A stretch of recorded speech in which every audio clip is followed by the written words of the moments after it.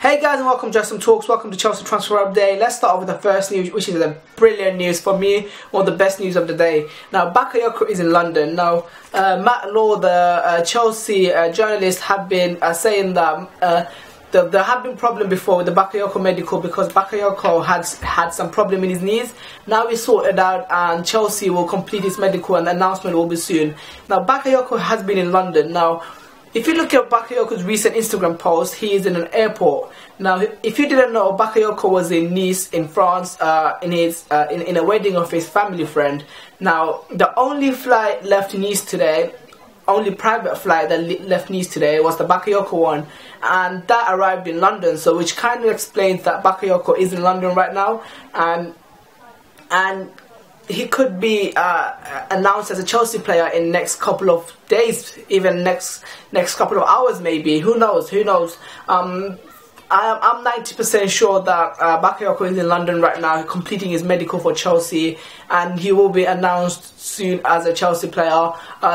Let's talk about the striker position. Now, before I talk about the striker position, I went on Proper Chelsea podcast today. I spoke about Chelsea's striker situation, giving our youth a chance, and talking about every single position and if we need any new signings. I'm going to leave a link to that in the description, talking about Chelsea and transfer in general. So make sure you give it a watch. Now, let's talk about striker position.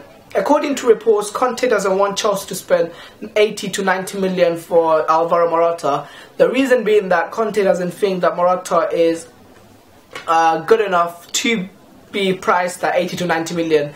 The reason being that is Morata has never been a first choice striker before, even at Juventus or at Real Madrid. He's always been a second choice striker. So Conte doesn't want to take a risk of spending 70 million for Morata. Or 70 to 90 million for Morata. Conte rather spend that same amount of money for a proven goal scorer in Pierre Aubameyang. Now, Aubameyang has been linked to Chelsea. He's also been linked to AC Milan. So, according to reports, Chelsea intercepting the bid of AC Milan for Aubameyang and going in with their own bid of 70 to 80 million. Now, Aubameyang would be a fantastic signing. Imagine him, Hazard and Pedro or Willian in the counter-attack. Pace and pace.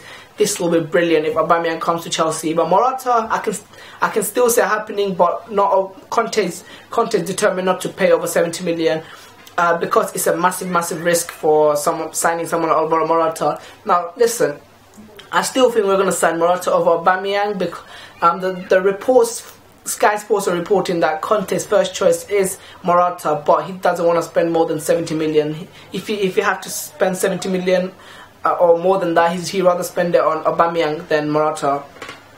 Now, our last rumour is Ruben Loftus-Cheek. Now, there have been few rumours coming out that Ruben Loftus-Cheek was linked to Newcastle and Brighton, but looks like he's ending up at Crystal Palace. The announcement will be soon. The deal's done. He's going on 1 year loan to Crystal Palace. Frank de Boer's first signing. So expect good things from Ruben Loftus-Cheek next season. I'd rather have our low needs go to a fellow Premier League side than, let's say, Vitesse, because they improve the Premier League experience. Now, before I leave, let me ask you a final question. Who would you rather have, Morata or Aubameyang? Looks like we're going to sign Bakayoko in the next couple of days. Then our main target will be to sign a striker. Who would you rather sign, Morata or Pierre-Emerick Aubameyang?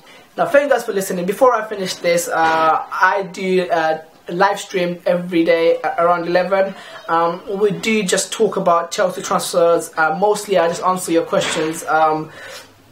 So if you guys want to listen to me talking about transfers or just joining in the discussions, there are pretty good discussioners out there. People come and discuss pretty good stuff and pretty knowledgeable fans as well. So I really enjoy live streaming around 11 every night.